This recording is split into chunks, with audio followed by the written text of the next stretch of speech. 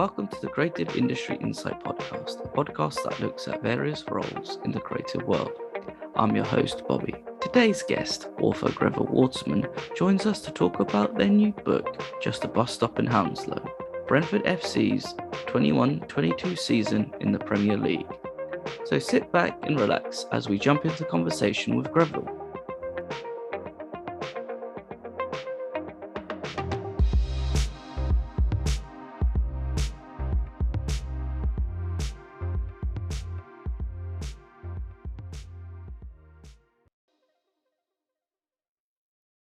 Hi, Greville. Thank you for joining me today. My pleasure, Rob. Good to talk to you.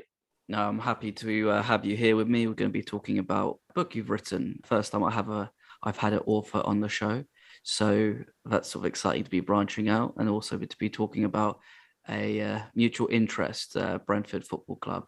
Your book that you have written called Just a Bus Stop in Hounslow, which takes a look at the 2021 and 22 season in the Premier League, which, yeah, I'm really excited to talk about because it also gives me a chance to revel in what an incredible year it has been for the club. It was fantastic. It was beyond all our wildest dreams. Although I managed to get quite close to the club in the writing of this book, they gave me a lot of access, which was quite some doing because Brentford are very, very careful about controlling their image and about not letting people in, and almost a little bit of mystique about them. But I can assure you that those people at the club weren't taken too much by surprise by how well they did. That's not arrogance, it's just good planning. It was the old saying, if you don't prepare, you prepare to fail. You fail to prepare, you Absolutely. Yeah. Yeah. I'll get there eventually. But no, I think like having so much access to the club and seeing how, I guess you kind of having that look behind the curtain of how everything is run, and it's incredible to see the rise of the journey of where they were from. You know, they could have gone down in League Two, but to non-league and potentially gone bust, to now being a team in the Premier League and competing. You know, I don't think there was ever time in the season that they were in the bottom three. No, the lowest they ever were was 15th, and that was a couple of times, particularly I think when Newcastle inflicted our 7th defeat in 8 games, and that was the nadir.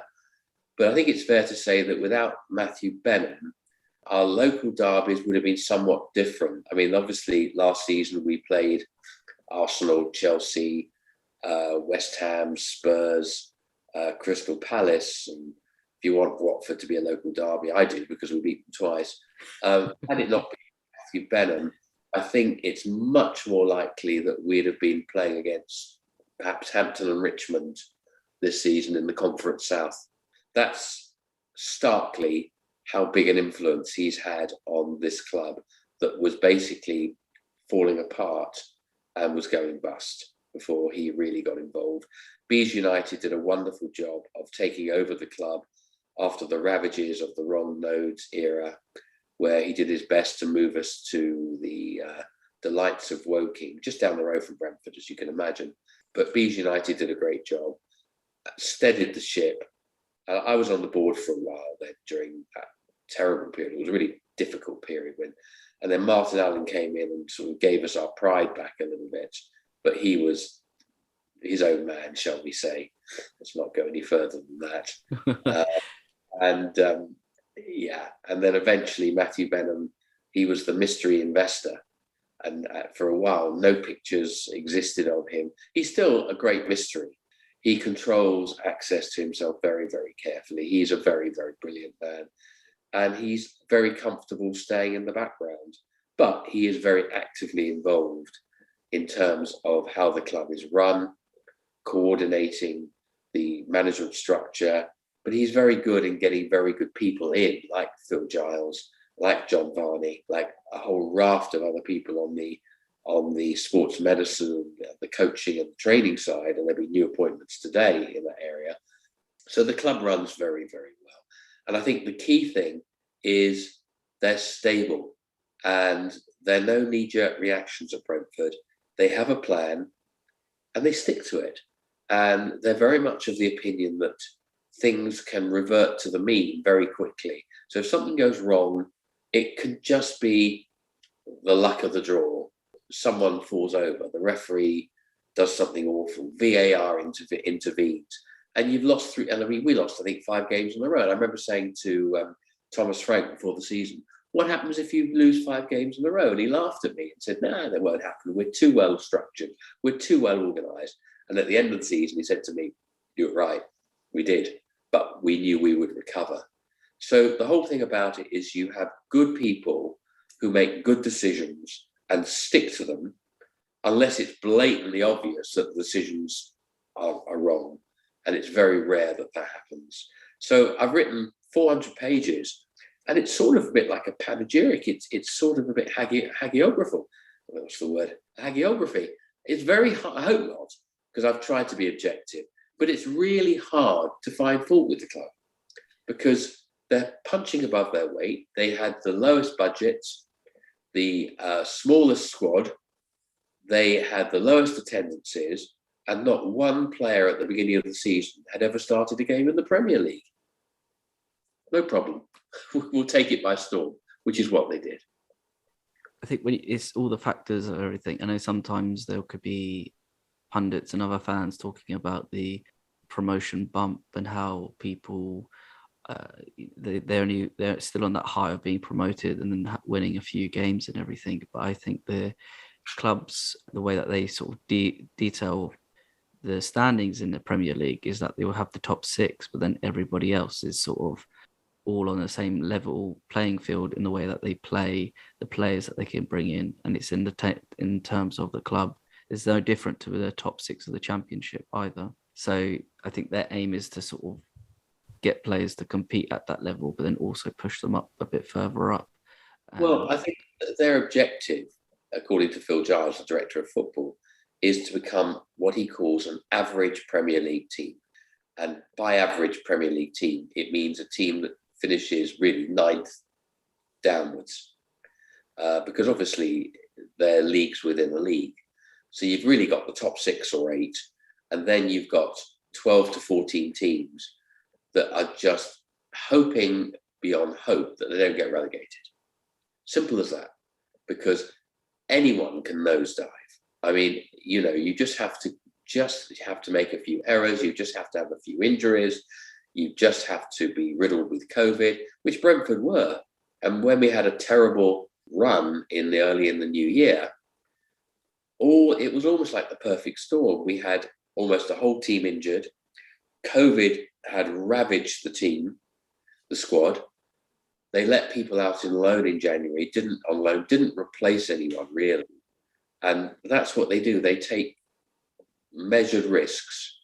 And then suddenly, I remember they let the reserve striker, Marcus Force, out on loan to Hull City.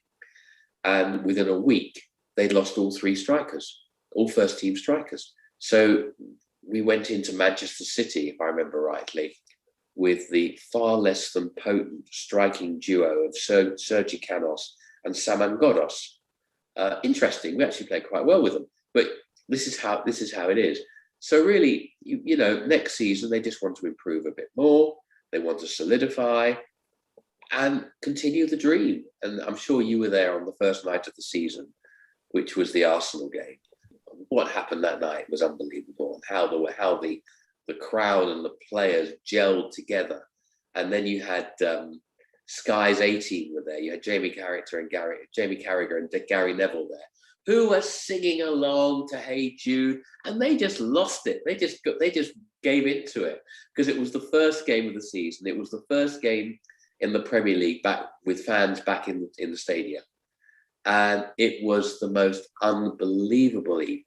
And it just kicked things off so well and gave us the impetus and the confidence. Because, as I said, we had no Premier League experience beyond. I think it was Sergi Canos and Ivan Toney had about 3 substitute appearances between them, several years, maybe 6 years ago. So we came in blind, and maybe naivety is good. I think as well it comes with there's no pressure.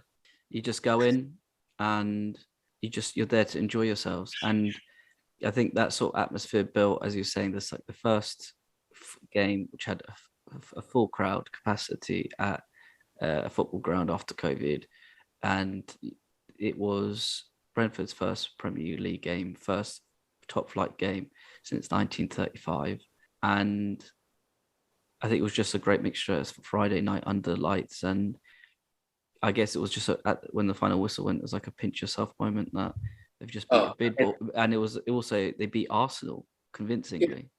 And then you had the lack of appreciation with Thomas Frank and the players, and him picking out little Woody, who's the young kid that they've sort of adopted, and then you had the picture pan to this, I think his name was Brian Godfrey, I might be wrong, this fan of 60, 70 years who was crying, blubbing his eyes out. It was great. We all cried. Cried at Wembley, cried against Arsenal. All we did was cry last season. It was great. It was incredible. And then, you see, it's very interesting because you contrast our fortunes with those, say, of Norwich City. Now, Norwich won the championship fairly comfortably and fully deserved to. And I asked Phil Giles, I said, why did we survive when Norwich and Watford didn't? And he said, well, pretty much we were a better team. We'd been planning for the Premier League for several years. Norwich, of course, were a bit of a yo-yo club. But he said our squad was pretty much Premier League ready. They didn't sell anyone. Norwich, of course, sold their best player in Buendia and never really properly replaced him.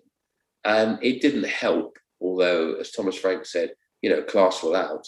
They had the fixture list from hell to start with. I think they lost their first 5 games because they played, I think, 3 of the top 5 or top 6. We had a slightly more gentle introduction to the Premier League. And, we managed to take our stabilisers off, and we just attacked the Premier League. And Thomas Frank was always saying, we must be an asset to the Premier League. We have to be brave. He had all these stock phrases that he had been well coached into saying all the way through. And that was one of the other things. He was very consistent in his messaging all the way through the season. And that's a very good lesson in business itself. People know what to expect. There are no real surprises with him. That went well. And it's all about engagement. It's all about trying to get everyone involved. So I said to Thomas, when I saw him just after the last game, I said, every player calls you Thomas. He said, well, it's my name. I said, yeah, but that's unheard of in football. It's boss or gaffer or something ridiculously arcane like that. And he said, well, Ivan Toney calls me gaffer. But that's my name. It doesn't mean they respect me any less. It's good. It's engaging. We're all in this together. He actually gets everyone to give their ideas. Of course, it's his decision, but they're involved in it. And I think one of the other things is there is this coterie of Scandinavians. I think there were 10 Danes at the club, and you've got you've got a Norwegian or so, you've got a Swede in Pontus Janssen. And he said, they're just great people. They are very, very hardworking. They have a great work ethic. They sublimate themselves for the team. So there's not a lot of ego in them. And they want to be heard. So it's a bit like the Dutch, but without that sort of anarchic thing about the Dutch where they have to do things their own way. They want to be consulted, but they will then go with the majority or with what the coach says. And of course, they all speak better English than we do. And they're grown-ups. So, it works. The blend works. So I'm sitting here very happy. Obviously, we're sweating on Christian Eriksen, as we've been for the last, month now, as to when there'll be, the white puffs of smoke. Who knows? It could be this week. But there again, we've been saying that for the last couple of weeks. But I think it will be this week. So who knows? It would be wonderful if he decides to stay. It's incredible to think as well when he's talking about the way the players address Thomas Frank, the manager, that it's not obviously Ivan Toney calls him Gaffer, but everybody else just calls him by his first name. But how they sort of all kind of pull it all together at the same time and have that sort of relationship with one another. It seems like a very tight-knit group, especially when you see just at the end of games as well, how they all come together to thank the fans. You never see someone who's like sulking, or even if they lose, kind of sulking off by themselves to go down the tunnel. Going towards your books, you have access to the club, and everything. It seems like to the outside person, if they saw it and picked it up, that it was just a book written for that one season and everything. But even when you start reading it, it looks like it's been a book that's been in the making since you first started going in, if I'm correct, 1965. That's right. Yeah. Very young. Yeah. So it feels like this is a book that's been a long time in the making for you. And I just want to see, it's like, where did this idea of starting the book come from? Well, I'd written a few books on Brentford before. When Brentford got promoted to the Championship, I thought I'd died and gone to heaven. Never did I ever imagine we'd get that high. I mean, I grew up on watching Brentford play the likes of Workington, Barrow and Scunthorpe, with just the odd local derby against Millwall or, QPR down the road, boo, hiss, who we hate.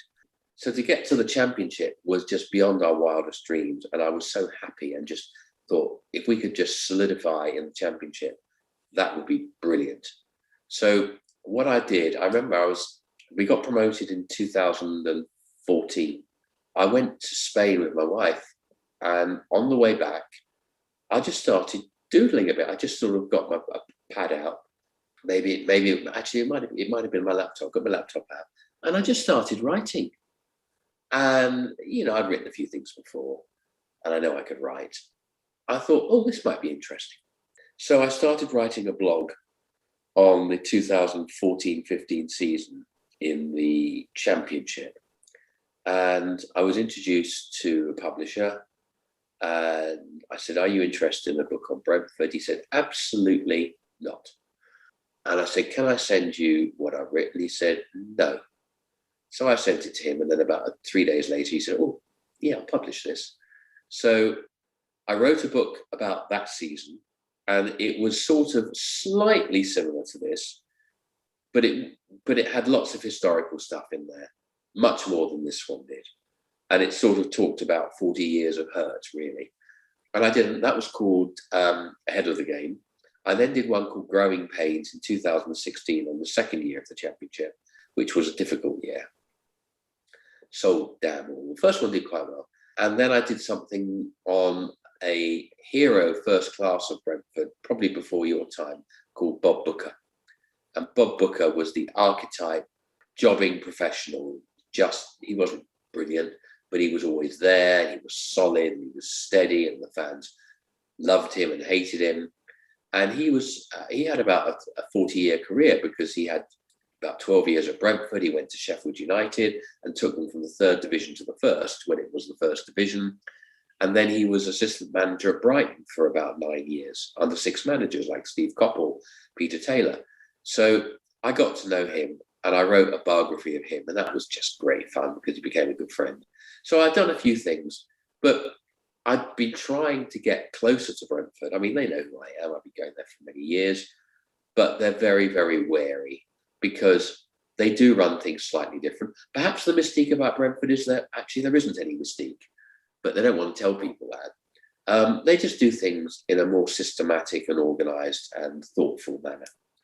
So I'd had a couple of goes at trying to persuade them to let me in, and they'd said no chance. And then I tried again in beginning of July last year, and went through the chairman, went through Cliff Crown, went through Phil Giles, the director of football, and of course I know them both.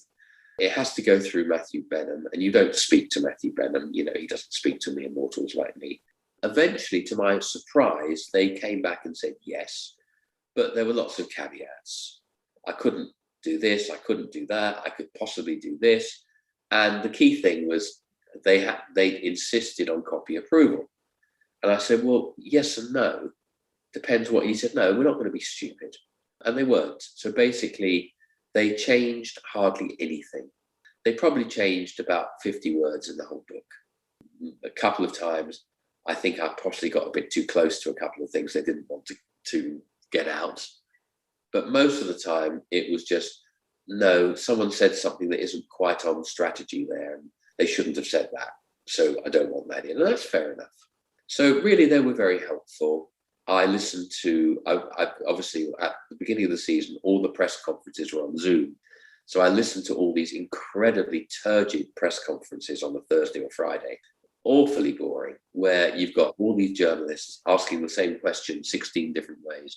And Thomas Frank, eyes glazed with boredom, because he's definitely the brightest man in the room, doing his best to give them what they want and stay sane. So that was interesting. So I got a fair bit of information. Phil Giles was very helpful. So was Thomas. So was Cliff Crown. I talked to a few players. To be honest, the players aren't going to tell you anything, really. So I could have spoken to quite a few more players. I just didn't think it needed it. So what I wanted to do was basically tell it as it was. And I didn't want it just to be a succession of match reports. Hopefully it's a bit more than that. I wanted it to sort of get behind the scenes, tell people what it was like to be following a bus stop in Hounslow, because that's what we are. We're just a bus stop in Hounslow. Maybe next season will be a bus garage in Hounslow. And as we took on the Premier League, really with one hand tied behind our back, because we had such limited resources compared with everyone else, and people didn't really get that. So I thought, at worst, this could be a one-off, and I can't miss it. So the book was written contemporaneously. I edited, because the whole writing process is something, my view is just get it down on paper, just write.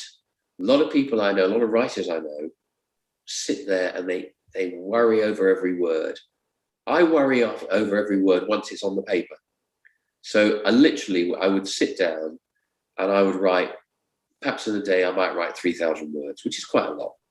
How many of those 3,000 words ever saw the light of day is arguable, because I would edit and edit and edit and edit and edit, because I'm incredibly anal and pedantic and I want things to sound right. I'm not trying to be all clever, but I want it to be well written. I want it to be instructional, informational, entertaining, a few jokes occasionally, probably terrible jokes, but a few jokes in there to leaven it. But what I didn't do, so basically I wrote, I think there are 51 chapters, which is a lot of chapters. It's about 140,000 words, which is a long book. I wrote it as I went along. I never got more than 2 weeks behind. There were times when I just thought, I can't be asked. I've got other things going on. But I sort of was writing, probably most days I'd write something when I had time. And I would edit and edit and edit. So my publisher and editor was going bonkers because I kept changing stuff. But what I didn't do is use hindsight. If I got something wrong, I got it wrong. I got it right, all the best. But I didn't suddenly in April go back to what I said in September and change it to make me sound more clever. You can't do. People see through that anyway. So it was actually an interesting process, and it was cathartic because, unfortunately, as I said, my wife died of COVID in February 21, which was just ghastly, and I needed something to do. And I think the club realised that, and they were very kind as well as being very professional, because they knew her, they'd met her, because it is a bit of a family at Brentford. Yeah, writing the book was cathartic. It was helpful. It took my mind off things. I mentioned her a few times. It was interesting because my publisher said to me, "Don't want you in the book," and I said, "Well, okay, but I'm not the hero, but I think it's important that there is a bit of me in there, and it's up to the readers to decide whether I got the balance right or not." There is a fair amount of analytical stuff in there, which people might find a bit dull. There is some match analysis, match reports. There's a lot of stuff about tactics and formations and injuries and COVID and all the things that happened throughout the season. And the other thing I did, which I don't know if you think it worked or not, is I did a lot of reading. So I read most of the papers every day. And stuff written about Brentford was ridiculous. Some of it was very good. So someone like Alison Rudd in the Times became an absolute, she loved Brentford. She just absolutely embraced what was going on. Henry Winter probably the same. A few others did.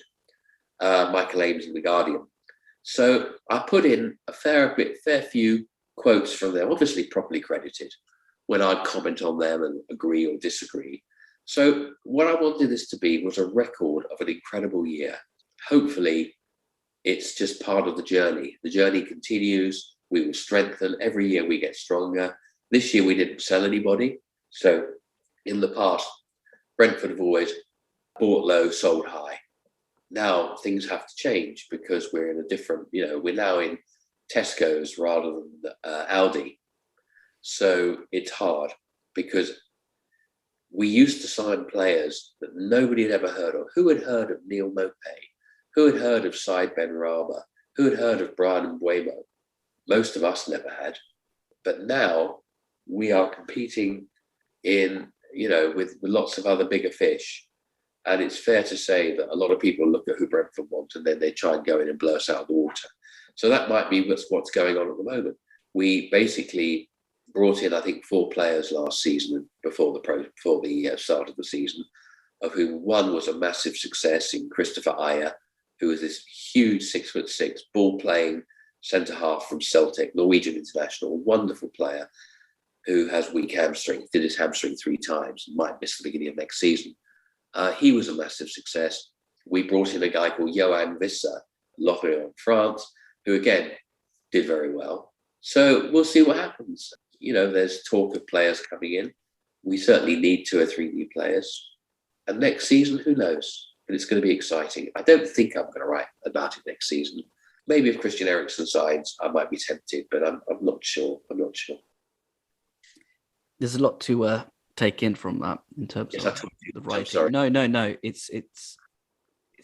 I find it extremely fascinating because there's always. So I think the first point I get onto is the whole writing style of how it seems like writers fixate on what they haven't written, whilst you've done the total opposite. You've literally just written everything that's on the mind, and then just go to sort of like town editing it and keeping what you think is relevant and what's not relevant and what just doesn't work.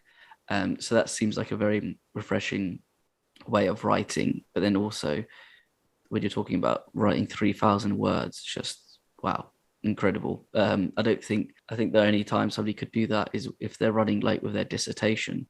So they need to catch up. It might not be any bloody good. No. I mean, some of the chapters were 1,500, but most were between 2,500 and 4,000 words. So I'd write a chapter, and then there were times when I got a little bit behind, when I wrote 2 chapters in a couple of days, which was quite hard going. But I just wanted to get the book out. I wanted to get it finished. I wanted to get it signed off by the club before they had second thoughts. And to be honest, the season was such a good news story. Why not just get it out, get it done? So the book is out on the 1st, which is 4 days' time, although it's available from the publisher already. And there's been, I've had a few good reviews already. People have seen it. So hopefully it will be well received. Who knows? It will be. I think there's another thing that really struck me is the intertwining with history of the club and what is happening now. So I think that it's in the first chapter, in the first part of the book, where they have the correlations between the team of 2021 going up and the team of 34-35 going up. Being a relatively new fan, I've been going since 2005. So I wouldn't say relatively new, but still kind of seeing near the demise to now going to the top. It's really, really fascinating to see the parallels really, and how even though football has changed over the years in terms of how they view it, but the fundamentals of teamwork and getting the best out of one another hasn't changed. Yeah, and I think that it's important that to understand the future and the present, you have to examine the past. And what I wanted to do was make a few, hopefully pithy comparisons with other previously successful teams like the mid-30s, when Brentford went from the third division to the first in a short period of time, and compare it to the fact that in 2009, we were playing in the fourth tier here. So we've got 3 promotions from 2009 to 2021. And there were massive, in my view, parallels between what went on with the management of Harry Curtis, who was the previous manager to take us to the promised land, and Thomas Frank, the way that they concentrated on young players from the lower divisions, and they developed them and sold them on. No, there were a few. I contrived it a little bit, but there were parallels. And then, of course, I had the medal here, which I'm holding, which of course is great for a podcast, which is Division 2, which is like the championship winning medal from Arthur Bateman, who captained the 1934-35 team, the last team to win promotion to the top tier. And I managed to get hold of this a couple of years ago, and it's on my desk, and it remains on my desk, and I'd rub it for good luck and talk to him a bit. And it was a bit of fun, really.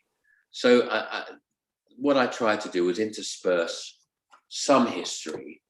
Now, some of that, but not too much, because I didn't want this just to be a Brentford login for Brentford fans. I'm hoping that there's enough in there to pique the interest of just general football fans who might have become accustomed to us or interested in us, because we were flavour of the month early on. We did sort of take the league by storm. People loved us. And then, of course, when it all went tits up, people like Mika Richards put the boot in. They're bang average. They're the most overrated team in the league. Okay, you're not wrong, but why don't you examine why they're bang average, Mr. Richards? And it was very obvious why they were very bang average, because they were playing half a team, but you don't, it's all about headlines. So, and then of course you had the Christian Eriksen resurrection, if I can use that word without it being blasphemous, which was just incredible. This guy, of course he transformed the team and the club, but it wasn't just about him. He made everyone 5 to 10% better. And apparently I'm led to believe that they just watched him in awe in training. And he is, Brentford has this what they call no dickheads policy, which is self-explanatory. And believe me, he is not a dickhead. And he shared his skills and his background and his expertise with everyone. So apparently I'm told by Jay Harris, who wrote very perceptively in The Athletic about Brentford all season, I've got to give him a plug because he's all the way through my book, that at lunch every day he'd sit with a different player. So a bit of the fairy dust could sparkle off him to them. So he's been a wonderful influence both on the pitch and off. And we just need to see what he's going to do. Who knows? Who knows? I wrote in the book that there's a Yiddish word, Beshet, which means it's destiny. And I thought it was Beshet that he comes to Brentford, because it just made so much sense. It ticked all the boxes. Then I said, well, hang on, but football is not a very sensible or rational business. So perhaps it won't happen. But it did. And it worked. It worked for everyone. And I got very annoyed with the likes of Antonio Conte, who basically said, well, if he does well, we'll take him at the end of the season. Thanks. We do all the hard yards, and had to work very hard to get him in. There was a lot of preparatory stuff going on behind the scenes to make sure it was a safe, congenial atmosphere for him. So we just need to see what Christian decides to do. It can't be very long now, whether he wants to be a big fish in a small pond, where he'll play every week, where other things that might be more important to him now, like family and children, where he can live in a beautiful environment, perhaps in Sheen or Chiswick, stay in London, play good football, prepare for the World Cup and play every week, or whether he's going to decide to do something else. Who knows? I don't think anybody knows. Fingers crossed that he'll sign and that will be it. And I think even having that having him to sign on will help a lot with their recruitment policy. I know it's at the beginning of the book, but I just sort of want to pick up on the title, Just a Bus Stop in Hounslow. It's funny how we we as fans have owned it's not derogatory, but a sort of more of like an insult aimed at Brentford fans. It was very derogatory. The QPR fans would sort of disparagingly and scornfully just jeer at us. You're just a bus stop in Hounslow. You're just nothing. You're just small. And you know what? We thought about it a bit and thought, yeah, they're right. We are. We take pride in it. We take pride in the fact that we are outperforming everyone, outthinking everyone, outplaying everyone. And we are just a bus stop in Hounslow. And Thomas Frank seized on it. And I just was so happy because I knew from about September I had the title of my book because I was worried about that. So just a bus stop in Hounslow is what we are. Maybe in time we will move well beyond that. Who knows? But we mustn't lose what makes us so successful, which is really the sense of togetherness, the sense of team spirit, camaraderie, and being positive. We need to be aggressive. So Thomas would say we need to be the fittest. We need to defend the best. We need to defend set pieces the best. We need to make the most of our set pieces. I think we scored 15 goals from set pieces, which was probably in the top 4 in the league. It certainly helped having Christian Eriksen's delivery, which was spot on. Some of the delivery beforehand was a little bit skew-whiff occasionally. But, when you started seeing us in 2005, so that's the Martin Allen era. When Martin Allen left in 2006, we got relegated the season after. And believe me, that team was ghastly and awful. And you must have seen quite a lot of dross in your time as well. Short answer is yes. But I think going to games, even when they were not great, was still fun. That sort of sense of being on the terrace. I think that was the unique experience with being on the terrace where you could still stand at games. My brother-in-law had said after a few games is, once you start standing at games, you will never go back. And I didn't believe him. And then now I would love to stand at games and not be a hassle to sit down. Yeah, I think I've seen a lot of dross, but that's the whole sort of magic of everything of having the club build up from where they were to where they are now. And being part of that journey is incredible as fans, just seeing it. And as you said, you think you die and go to heaven by what they've achieved and what they're going to achieve. It's funny as well about the term bus stop in Hounslow, because I think during one of the live Sky games where QPR played, I can't remember the team, but they started chanting, it's just a bus stop in Brentford. So the tables have turned in a way. Oh, that's very funny. But, I miss Griffin Park. I was brought up on Griffin Park and it seared into my soul because that was an amazing stadium. It was anachronistic. It was falling apart. You would be, it was an old style traditional stadium in that you were walking through the terraced houses, then suddenly the stadium's there. And on a midweek Tuesday night with the lights on, the atmosphere generated there was just beyond compare. And the pitch was small and tight, and Brentford would play in the Championship at times, football of the gods. We were slightly, in my view, flat track bullies in that we'd beat all the teams, down the bottom and the middle. But there were teams that were a little bit too street smart for us. Like I do miss being on the terrace, but I think the new atmosphere that they've created at the stadium doesn't feel like it's changed as much from Griffin Park, and it does. It's because it's so compact as well and close to the pitch. You don't lose that sort of spark. No, but then you see at the end of the game, for the game you've got Hey Jude. After the game, if we win, you've got Free From Desire, and that's great fun to see everyone go mad. Johan Wisser has the best moves to Free From Desire by far.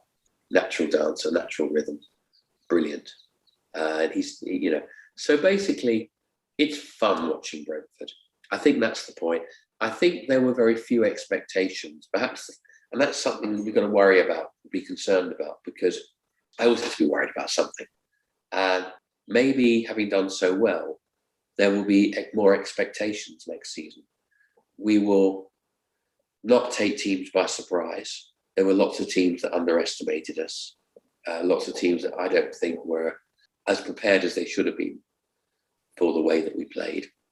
And that was something wonderful also, is that Thomas Frank played different ways to suit the opposition we were up against. He adapted formations from 3-5-2 to 4-3-3, but also the way in which we use the ball. Sometimes we went much more long ball.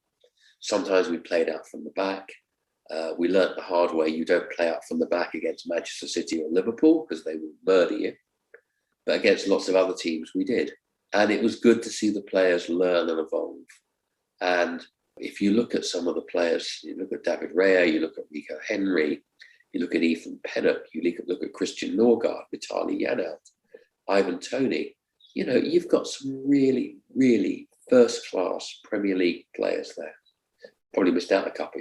We've got Josh Da Silva hopefully coming back. He's been the forgotten man since last February. Played a few games last season.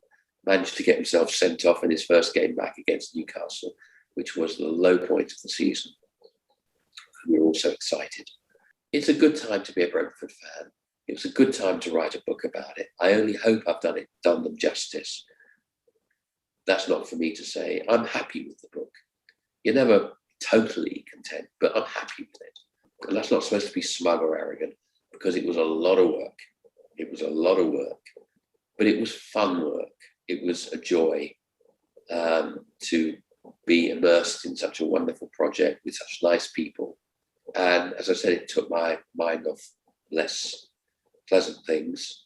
And hopefully I've done them justice. Hopefully I've written it well. And hopefully I've told the story in a way that people will engage with and enjoy. I can't really ask more than that.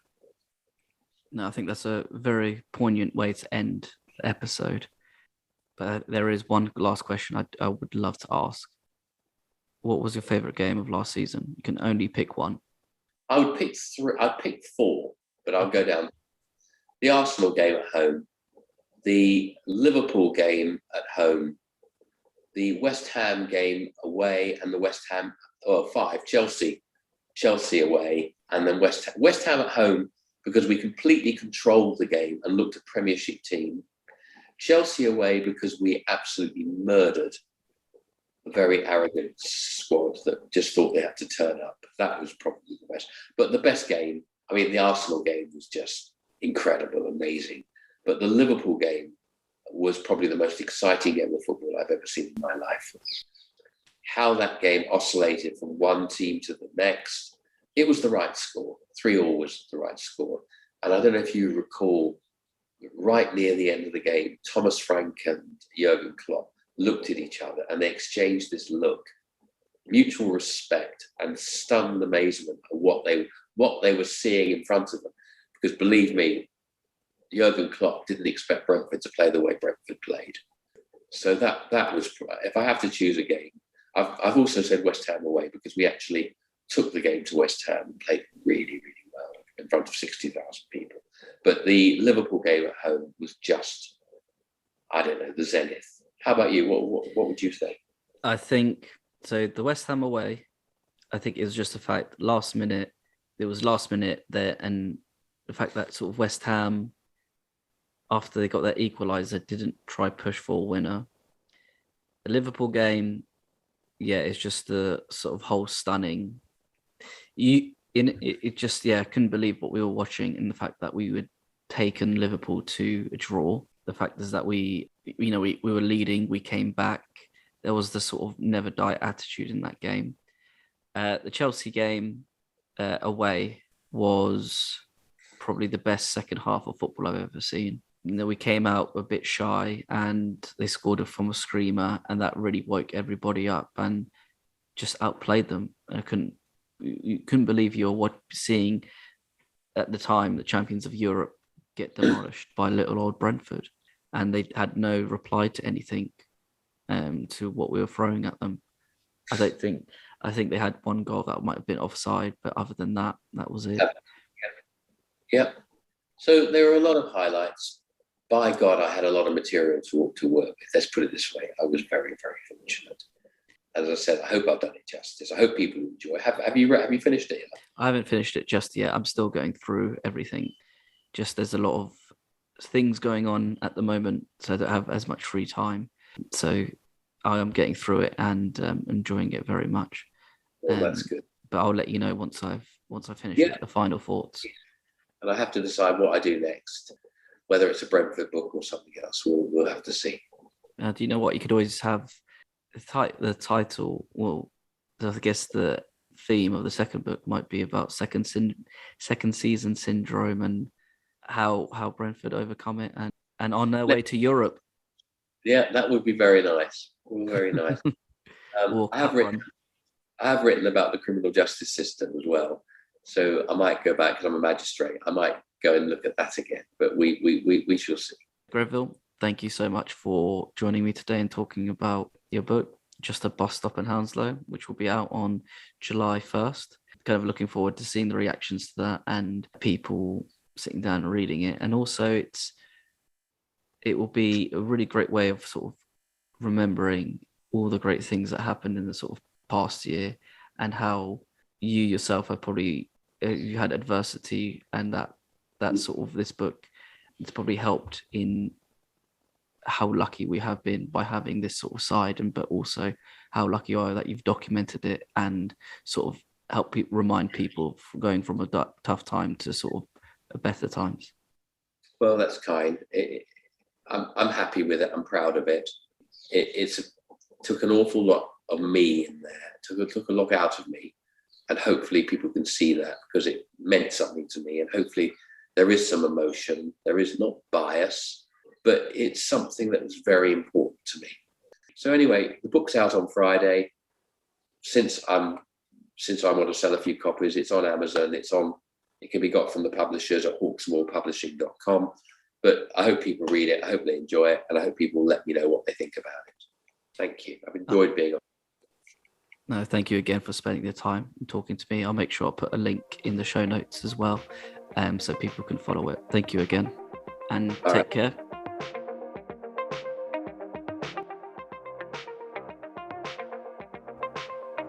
Thank you for listening. Please subscribe, rate, and review this podcast.